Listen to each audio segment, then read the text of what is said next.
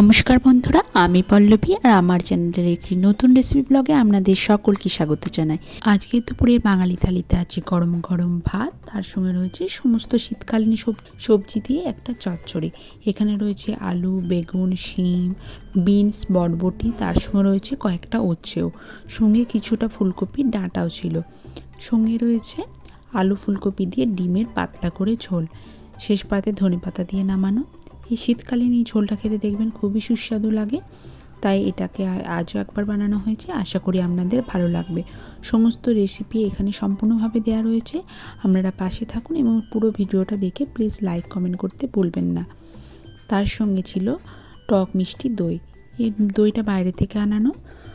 আর শেষ পাতে ছিল রাঙা আলু দিয়ে কুলে টক মিষ্টি একটা চাটনি।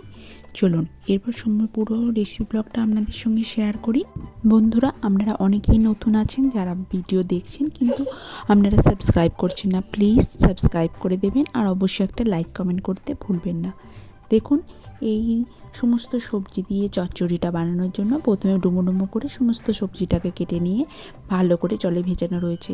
এই সবজিগুলোতে যেহেতু বাজার থেকে কেনা, সেই জন্য এগুলোতে পেস্টিসাইড থাকতে হবে, তাই বেশ কিছুক্ষণ জলে ভিজিয়ে রাখলে এর পেস্টিসাইডটা বেরিয়েও যায়। এর মধ্যে কোনো ক্ষতিকারক পদার্থ থাকলে সেটাও বেরিয়ে যাবে। এই সমস্ত সবজি ভালো করে ধুয়ে তারপরে ফ্রিজে রাখা থাকে। দেখুন, চচ্চড়ি বানানোর জন্য প্রথমে ভালো করে কড়াইটাকে গরম করে নিয়েছি, তারপর দিয়ে দিয়েছি প্রায় 4 টেবিল স্পুন মতো এখানে সর্ষের তেল। তার মধ্যে দিয়ে দিলাম কিছুটা পরিমাণ 5 ফোড়ন, তার সঙ্গে একটা ফাটানো শুকনো লঙ্কা আর একটা তেজপাতাকে চিড়ে দিয়ে দিয়েছি। এটাকে নেড়ে চেড়ে ভালো করে ভেজে নেওয়ার পর আমরা সমস্ত সবজিগুলোকে এক এক করে দিয়ে দেবো। এই সময় কোনো নুন অ্যাড করবো না, তাহলে সবজি থেকে জল বেরোবে, ভালোভাবে ভাজা যাবে না। দেখতে পাচ্ছেন সমস্ত সবজিগুলি হলো শীতকালীন সবজি, এবং সবজিগুলোকে ভালো করে ধুয়ে তারপরেই আমরা ব্যবহার করছি।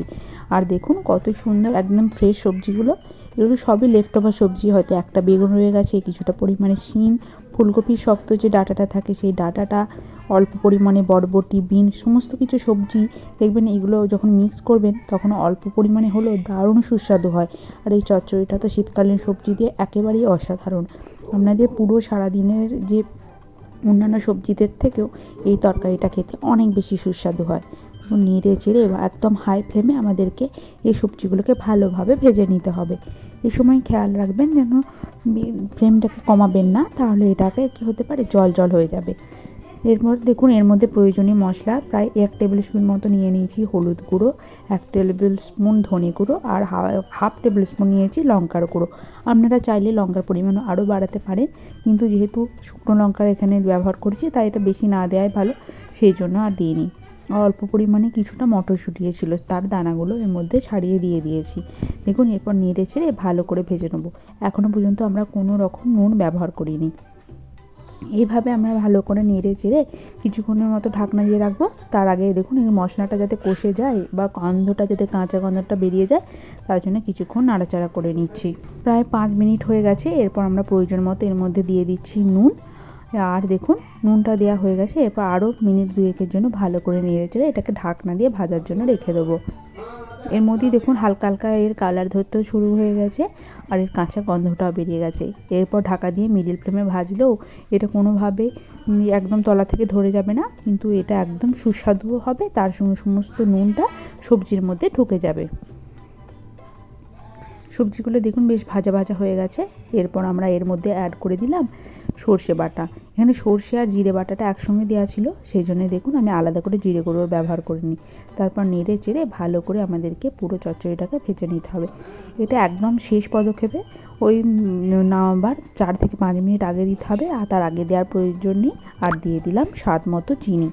যে কোনো খাবার বা তরকারিতে স্বাদ মতো চিনিটা ব্যবহার করা অত্যন্ত প্রয়োজনীয়। এতে খাবারের যে কোনো খাবারের স্বাদ বহুগুণ বেড়ে যায়। শীতকালীন সবজি দিয়ে 5 মিশালি চচ্চড়ি আমাদের একদম রেডি হয়ে গেছে। আর আজকের জলখাবারে বানানো হয়েছিল লাউ, রাঙা আলু দিয়ে মুসুর কলাইয়ের গোটা সেদ্ধ। আর আজকের নেক্সট রেসিপি হলো ডিম দিয়ে আলু ফুলকপির ঝোল। ডিমগুলোকে ভালো করে আমি নুন দিয়ে সেদ্ধ করতে দিয়েছিলাম, কিন্তু ছাড়াবার সময় গাটা কিছুটা পরিমাণ ছেড়ে গেছে, সেই জন্য দেখুন একটু একটু এটা কড়াইয়ে লেগে যাচ্ছে।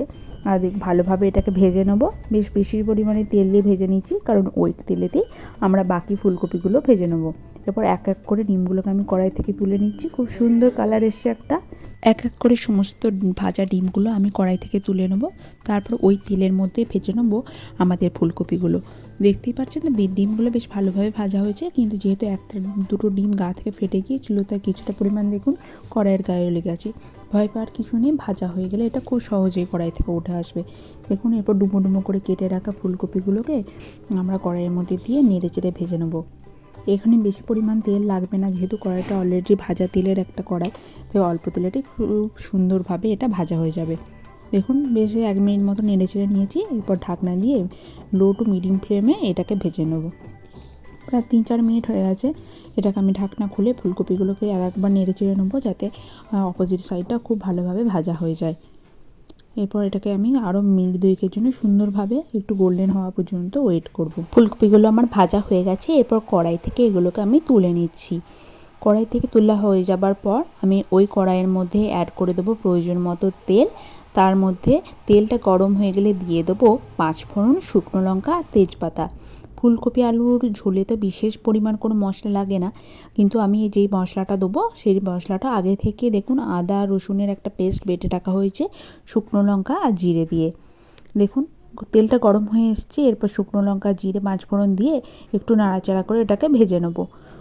বুঝতেই পারছেন মশলাটা বেশ ভাজা হয়ে গেছে। এরপর কুচিয়ে রাখা এখানে দিয়ে দিচ্ছি এই একটা মিডিয়াম সাইজের পেঁয়াজ, আর তার সঙ্গে দিয়ে দিচ্ছে ওই 5 কুচি মতো রসুনগুলোকে কুচিয়ে নেওয়া হয়েছিল। আর দেখুন এরপরে বাটা মশলাটার মধ্যে অ্যাড করে দিয়েছি। এখানে 1 টেবিল চামচ দিয়েছি হলুদ গুঁড়ো, আর দিয়েছি ওই হাফ টেবিল চামচ মতো ধনে গুঁড়ো। যেহেতু মশলাটা ওখানে অলরেডি অ্যাড ছিল, সেই জন্য আর আমি অন্য কোনো মশলা দিচ্ছি না। দিয়ে দিচ্ছি প্রয়োজন মতো নুন আর চিনি। এইভাবে দিয়ে দিলে দেখবেন মশলাটা যখন দিয়ে ভেজে যায় তাহলে এর স্বাদ ভালো হয় এবং রঙটাও খুব সুন্দর আসে। এবার পুরো ভিজিয়ে রাখা বাটা মশলাটাকে আমি এই ভাজা পেঁয়াজগুলোর মধ্যে দিয়ে দেবো। পেঁয়াজটা আমাদের প্রায় 2 মিনিট থেকে 3 মিনিট টাইম লেগেছে ভালোভাবে ভেজে নিতে। যেহেতু এটা কোনো নুন আগে থেকে ব্যবহার করিনি, তার পেঁয়াজটা খুব সুন্দরভাবে ভাজা হয়েছে। এরপর আমি এর মধ্যে পাকা টমেটো যেগুলো কুচিয়ে রেখেছিলাম সেগুলো এক এক করে অ্যাড করে দেবো। দেখতে পাচ্ছেন খুব সুন্দরভাবে এই পাকা টমেটোগুলোই ব্যবহার করবেন, তাহলে খুব সুন্দর গলেও যায় আর টেস্টটা খুব ভালো আসে। মশলাটা কষানো হয়ে গেছে। এরপর ডুমো ডুমো করে কেটে রাখা আলুগুলোকে আমি এর মধ্যে অ্যাড করে দিচ্ছি।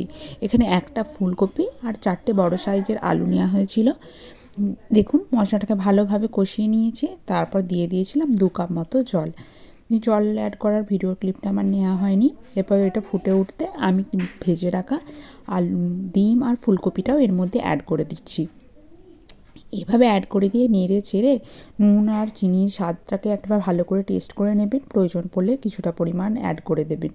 এরপর দেখুন ভালোভাবে এটা ফুটে উঠলে এটাকে ঢাকা দিয়ে আমি ওই মিনিট 4-5 জন্য রেখে দেবো। এই আমাদের বাড়িতে কতগুলো দেখুন নারকেল কুল আনা হয়েছিল, আমি খাচ্ছিলাম, ভাবলাম আপনাদের সঙ্গে শেয়ার করে দিই। এরপর দেখুন ভালোভাবে এটা ফুটে উঠেছে। এর মধ্যে অ্যাড করে দিলাম কিছুটা পরিমাণ গরম মশলার গুঁড়ো, আর একদম নামাবার আগে কিছুটা পরিমাণ আমি ধনেপাতা দিয়ে দেবো। দেখুন ভালোভাবে মিক্স করে নিচ্ছি। ডিম দিয়ে ফুলকপি আলু ঝোল একদম রেডি হয়ে গেছে। দেখুন নামাবার আগে এখানে অ্যাড করে দিলাম কিছুটা পরিমাণে ধনেপাতা। এরপর নেড়ে চেড়ে এটাকে নামিয়ে নিলেই হলো। আমাদের আজকের সম্পূর্ণ রেসিপি সহ বাঙালি থালি রেডি। ভিডিওটি দেখে লাইক কমেন্ট শেয়ার করতে ভুলবেন না, আর নতুন বন্ধু হলে অবশ্যই সাবস্ক্রাইব করে পাশে থাকবেন। ধন্যবাদ। আপনাদের দিন শুভ হোক।